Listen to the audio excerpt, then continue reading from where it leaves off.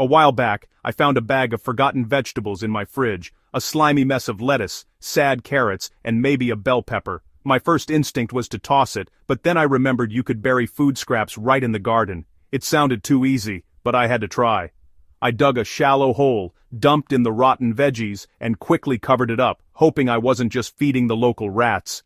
The smell was awful, and lingered for days, a constant reminder of my questionable experiment. Every time I passed that spot, I wondered if I'd made a huge mistake. Still, I marked the spot and left it alone, determined to see what would happen. Was I creating a toxic pit, or would this actually help my garden? Only time would tell, but I was ready for whatever I'd find. Sometimes, you just have to trust the process and let nature do its thing.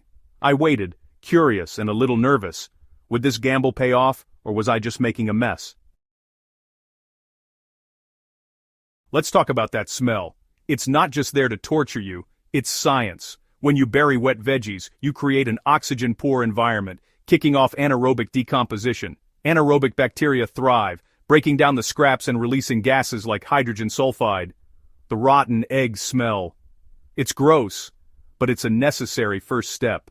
As time passes, air seeps back in, and aerobic microbes take over. These good guys break down the tougher stuff, and the nasty smell fades, replaced by a fresh, earthy scent. This shift from anaerobic to aerobic is the magic of composting. Aerobic microbes turn the mess into nutrient-rich humus, releasing only carbon dioxide, water, and heat. If you've ever felt a warm compost pile, that's them at work. It's a dirty job, but these tiny workers transform garbage into garden gold. The stink means the process is working. Soon, the worst is over. Nature's cleanup crew is just getting started.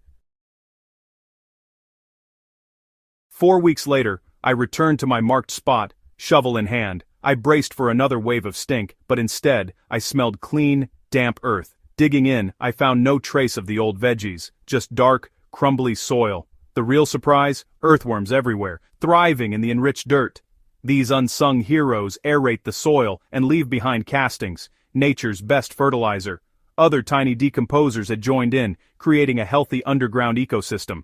The transformation wasn't instant. For the first couple of weeks, the soil isn't ready for plants. Anaerobic breakdown can make it temporarily harsh for roots. Patience is key. Let the microbes and worms finish their work. Once the cycle completes, the soil is ready to support new life. It's a lesson in letting nature set the pace. Sometimes the best thing you can do is step back and wait. The results are worth it.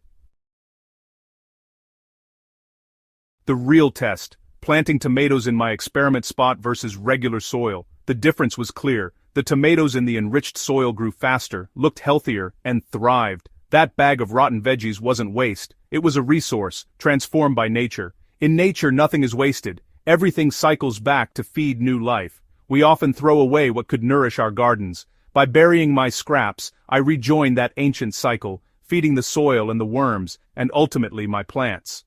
It's a simple, powerful system that's worked for billions of years. Next time you find old produce, see it as future soil, not garbage.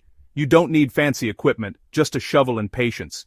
Give it a try and get your hands dirty. You might be surprised by the results. What looks like a mess is actually the start of something wonderful.